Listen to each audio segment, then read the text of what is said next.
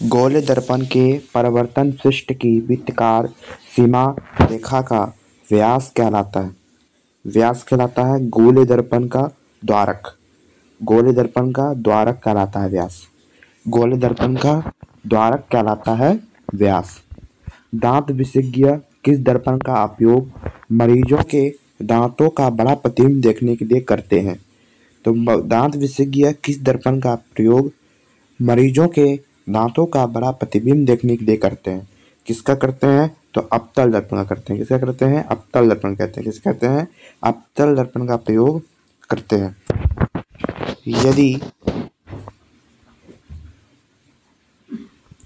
यदि किसी बिंब का प्रतिबिंब का अवधन ऋणात्मक है तो उस प्रतिबिंब की प्रकृति क्या होगी? तो उस बिंब की प्रकृति वास्तविक होगी। वास्तविक होगी। उस बिंब की प्राकृतिक वास्तविक और उल्टा होगा। निम्नलिखित में कौन उत्तल दर्पण की फोकस दूरी जिसकी वक्रता त्रिज्या 32 सेंटीमीटर है?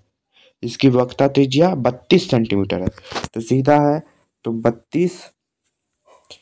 32/2 16 पॉजिटिव में 16 सेंटीमीटर होगा इसका आंसर सी। परावर्तन के नियम से निर्धारित होता है आपतन कोण और परावर्तन कोण दोनों बराबर होता है। आपतन कोण और परावर्तन कोण दोनों बराबर होता है। हवा यानी कि निरवता में प्रकाश की चाल कितनी होती है? तो प्रकाश की चाल होती है 3 × 10⁸ मीटर प्रति सेकेंड। मीटर प्रति सेकेंड। प्रकाश किस तरंग का उदाहरण है? तो प्रकाश विद्युत चुम्बकीय तरंग का उदाहरण है। प्रकाश विद्युत चुम्बकीय तरंग का उदाहरण है। प्रकाश के प्रवर्तन के नियम। प्रकाश के प्रवर्तन के 2 नियम होते हैं। पहला नियम होता है आपतन कोण। आपतन कोण और दूसरा होता है परावर्तन कोण। परावर्तन कोण क्या होता है? कोण होता है। कोण परावर्तन कोण। किस दर्पण में बड़ा प्रतिबिंब बनता है? अवतल में बड़ा प्रतिबिंब मिलता है। अवतल में बड़ा प्रतिबिंब बनता है। गोले दर्पण में फोकस एवं वक्रता त्रिज्या के बीच का संबंध। तो इसका बीच का संबंध है F=R/2। R यानी त्रिज्या। R यानी त्रिज्या। ठीक है। R यानी त्रिज्या। F मतलब फोकस। सर्च लाइट का प्रवर्तक सतह होता है। तो सर्च लाइट का प्रवर्तक सतह अवतल होता है। क्या होता है? अवतल होता है। सर्च लाइट का प्रवर्तक सतह जो होता है वो क्या होता है? वो अवतल होता है। क्या होता है? अवतल होता है। दाढ़ी बनाने में कौन सा दर्पण उपयुक्त है? दाढ़ी बनाने में अवतल दर्पण उपयुक्त है क्योंकि हमें बड़ा दिखता है। क्या दिखता है? बड़ा दिखता है। क्या दिखता है? बड़ा दिखता है। बड़ा दिखता है। दर्पण का सूत्र। तो दर्पण का सूत्र होता है 1v + 1u = 1f। ठीक है। यही हो गया दर्पण का सूत्र हो गया। क्या हो गया? ये दर्पण का सूत्र हो गया। किस दर्पण में केवल आभासी प्रतिबिंब बनता है? तो किस दर्पण में आभासी प्रतिबिंब बनता है? तो बनता है वो समतल तथा उत्तल में। समतल तथा क्या? उत्तल में जो है आभासी प्रतिबिंब बनता है। क्या बनता है? आभासी प्रतिबिंब बनता है। समतल दर्पण में प्रतिबिंब की प्रकृति क्या होती है? तो समतल दर्पण में प्रतिबिंब की प्रकृति होती है आभासी तथा बराबर। आभासी तथा बराबर। समतल दर्पण में प्रतिबिंब की प्रकृति होती है आभासी तथा बराबर। आभासी तथा बराबर। आभासी तथा बराबर।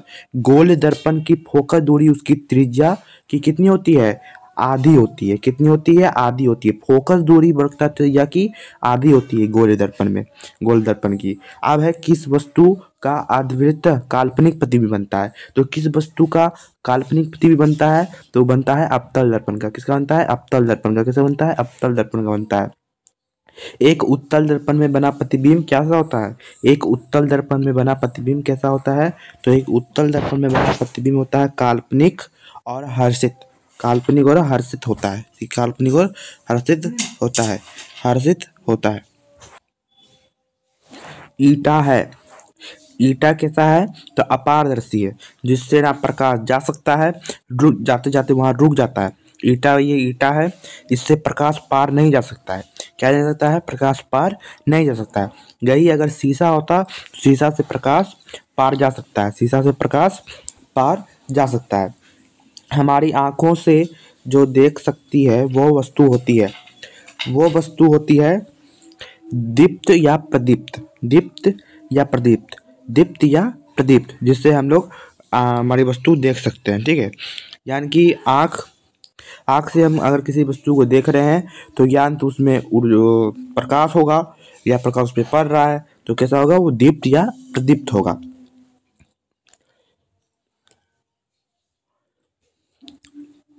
संयुग्मी फोकस संभव है केवल, संयुग्मी फोकस संभव है केवल अवतल दर्पण में। कैसा? अवतल दर्पण में संभव है, अवतल दर्पण में संभव है, अवतल दर्पण में संभव है। देखिए, एक उत्तल दर्पण की फोकस दूरी 20 सेंटीमीटर है तो उसकी वक्रता त्रिज्या कितनी होगी? दुगनी होगी। 2 × 20 = 40। Option number D. किस वस्तु को एक दर्पण के सामने निकट रखने पर प्रतिबिंब सीधा बनने, किंतु दूरी रखने पर उल्टा प्रतिबिंब बनने, तो वह दर्पण होगा? वह दर्पण होगा अवतल दर्पण होगा, अवतल दर्पण होगा। यदि किसी वस्तु को एक दर्पण के सामने निकट रखने पर प्रतिबिंब सीधा बनने, किंतु दूरी रखने पर उल्टा प्रतिबिंब बनने, तो वह दर्पण होगा अवतल दर्पण होगा। कैसा होगा? अवतल दर्पण होगा। किसी दर्पण के सामने आप चाहे कितनी भी दूरी पर, आप चाहे जितनी भी दूरी पर खड़े हों, आपका प्रतिबिंब सीधा ही बनता है। संभवतः वह दर्पण होता है समतल या उत्तल दर्पण होता है। कैसा होता है? समतल या उत्तल दर्पण होता है, समतल या उत्तल दर्पण होता है। यदि किसी वस्तु को एक दर्पण के सम्मुख किसी भी दूरी पर रखने से उस वस्तु का प्रतिबिंब सदैव सीधा और छोटा बनता है तो वह दर्पण होता है। वह दर्पण कैसा होता है? वह दर्पण होता है उत्तल दर्पण होता है। कैसा होता है? उत्तल दर्पण होता है। कैसा होता है? उत्तल दर्पण होता है। उत्तल दर्पण से बना प्रतिबिंब, उत्तल दर्पण से बना प्रतिबिंब ध्रुव तथा फोकस के बीच रहता है। उत्तल दर्पण से बना प्रतिबिंब ध्रुव तथा फोकस के बीच रहता है। कैसा रहता है? बीच रहता है। किसी वस्तु को हम तभी देख पाते हैं जब वह वस्तु प्रकाश को परिवर्तित करता है। प्रकाश को क्या करता है? परिवर्तित करता है, यानी जो वस्तु पे पड़ रहा है उसके आंख पर पड़ रहा है, तभी हम लोग उस वस्तु को देख पाएंगे। किस दर्पण में वास्तविक प्रतिबिंब नहीं बन सकता है? तो किस दर्पण में समतल में नहीं बन सकता है, पर उत्तल अवतल में क्या होता है? वास्तविक प्रतिबिंब बन सकता है। अब बात करते हैं अवतल दर्पण के फोकस से चलती किरण परावर्तन के बाद कहाँ आता है? परावर्तन के बाद जो है वो किरण, परावर्तन के बाद वो किरण प्रधान अक्ष के समांतर हो जाती है। कैसा हो जाती है? प्रधान अक्ष के समांतर हो जाती है। क्या समतल दर्पण में बना प्रतिबिंब को पर्दे पर उतार सकते हैं? तो हाँ, नहीं उतार सकते हैं। कैसा नहीं? नहीं उतार सकते हैं। क्या समतल दर्पण में बने प्रतिबिंब को पर्दे पर उतार सकते हैं? नहीं उतार सकते हैं, नहीं उतार सकते हैं, नहीं उतार सकते हैं, नहीं उतार सकते हैं। समतल दर्पण से किसी वस्तु का प्रतिबिंब, समतल दर्पण से किसी वस्तु का प्रतिबिंब आभासी प्रतिबिंब कहलाता है। आभासी प्रतिबिंब बनता है, आभासी प्रतिबिंब बनता है। समतल दर्पण से किसी वस्तु का प्रतिबिंब आभासी बनता है, आभासी बनता है। किसी वस्तु का अवतल दर्पण द्वारा बना प्रतिबिंब आभासी सीधा तथा वस्तु से बड़ा पाया गया तो वस्तु की स्थिति कहाँ होनी चाहिए? तो वस्तु की स्थिति दर्पण के ध्रुव तथा मुख अब फोकस के बीच होनी चाहिए, मुख फोकस के बीच होनी चाहिए। निम्नलिखित में किस दर्पण द्वारा किस वस्तु व निम्नलिखित में किस दर्पण द्वारा किसी वस्तु का वास्तविक प्रतिबिंब मिल सकता है? किसका मिल सकता है? तो मिल सकता है अवतल दर्पण, अवतल दर्पण का, अवतल दर्पण का मिल सकता है। उत्तल दर्पण द्वारा बना प्रतिबिंब होता है, उत्तल दर्पण द्वारा बना प्रतिबिंब होता है हमेशा सीधा, यानी कि वो सीधा बनता है, प्रतिबिंब सीधा बनता है, हमेशा सीधा बनता है। अब है उत्तल दर्पण में अवधारित काल्पनिक प्रतिबिंब बनने के लिए वस्तु को कहाँ रखा जाता है? तो वस्तु को कहाँ रखा जाता है? फोकस के अंदर रखा जाता है। क्या रखा जाता है? फोकस के अंदर रखा जाता है। फोकस के अंदर रखा जाता है। एक गोल दर्पण द्वारा बना प्रतिबिंब का अपधरण ऋणात्मक हो तो प्राप्त प्रतिबिंब कैसा होगा? उल्टा होगा। कैसा होगा? उल्टा होगा। गोल दर्पण द्वारा बना प्रतिबिंब का अपधरण ऋणात्मक हो तो प्रतिबिंब कैसा होगा? उल्टा होगा। कैसा होगा? उल्टा होगा। साइड मिरर के रूप में किस दर्पण का उपयोग करते हैं, या साइड मिरर के रूप में उपयोग करते हैं? तो उपयोग करते हैं उत्तल लेंस का। उत्तर लेंस का। उत्तल लेंस का। उत्तल लेंस का प्रयोग करते हैं। सोलर कुकर में व्यवहार किया जाता है। सोलर कुकर में व्यवहार किया जाता है अवतल दर्पण का। किसका करते हैं? अवतल दर्पण का प्रयोग करते हैं। सर्च लाइट का प्रवर्तक सतह होता है। सर्च लाइट का प्रवर्तक सतह अवतल होता है। कैसा होता है? अवतल होता है। कैसा होता है? अवतल होता है। प्रकाश की किरण गमन करती है सीधी रेखा में। प्रकाश की किरण हमेशा सीधी रेखा में गमन करती है, वो तिरछा उरछा नहीं जाता है। प्रकाश तरंग का उदाहरण है विद्युत चुम्बकीय तरंग का, यानी कि प्रकाश तरंग उदाहरण है विद्युत चुम्बकीय तरंग का उदाहरण है। काल्पनिक प्रतिबिंब हमेशा कैसा होता है? सीधा होता है।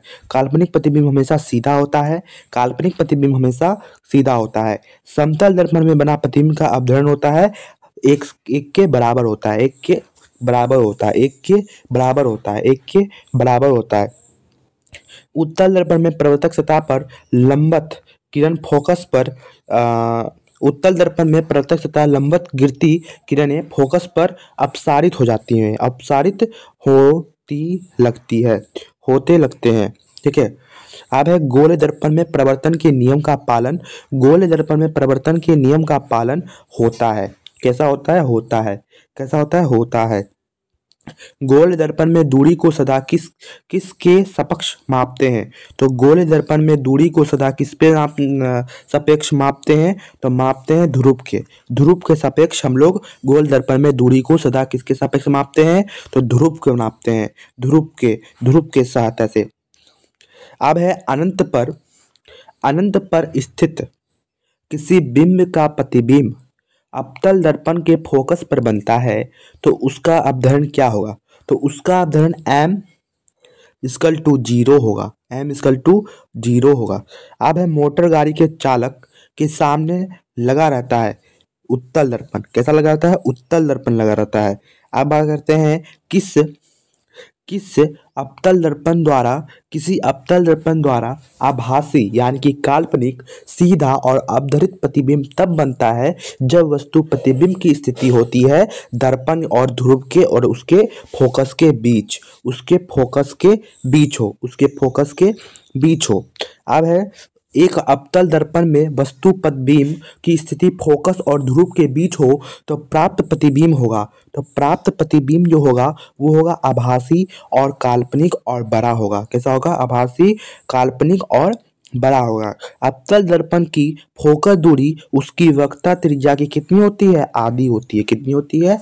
आधी होती है। आधी होती है। कहाँ पर स्थित होने से वस्तु का प्रतिबिंब अवतल दर्पण के फोकस पर बनता है?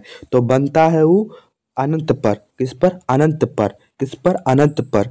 निम्नलिखित में किसके द्वारा एक बिंदु स्रोत से समांतर किरण पुंज मिल सकता है? तो एक बिंदु स्रोत से समांतर किरण पुंज मिल सकता है, वो है अवतल दर्पण। किससे? अवतल दर्पण। किससे? अवतल दर्पण। किससे? अवतल दर्पण। वस्तु से छोटा और आभासी प्रतिबिंब इनमें से किस दर्पण से प्राप्त होता है? तो इनमें से इस दर्पण पर प्राप्त होता है, उत्तल दर्पण पर। उत्तल दर्पण पर। निम्नलिखित में किस दर्पण द्वारा किसी वस्तु का आभासी प्रतिबिंब प्राप्त किया जा सकता है? तो प्राप्त किया जा सकता है तीनों प्रकार के दर्पणों में। तीनों प्रकार के दर्पणों में। परावर्तन कौन होता है? तो परावर्तन कौन होता है? परावर्तित किरण, दर्पण की सतह पर खींचे गए अभिलंब के बीच का कोण। अभिलंब के बीच का कोण। अभिलंब के बीच का कोण। आज का ये लास्ट क्वेश्चन, इस वीडियो का ये लास्ट क्वेश्चन और 58 question first chapter physics Bihar board class 10 crash course day 2। Day 1 में इस चैप्टर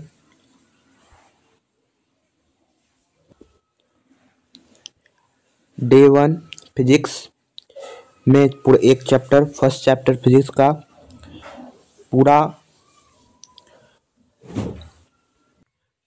डे 1 में फिजिक्स चैप्टर पूरा किया गया और डे 2 में ऑब्जेक्टिव प्रश्न। और इस चैनल पर नए आए होंगे तो चैनल को आप सब्सक्राइब करेंगे।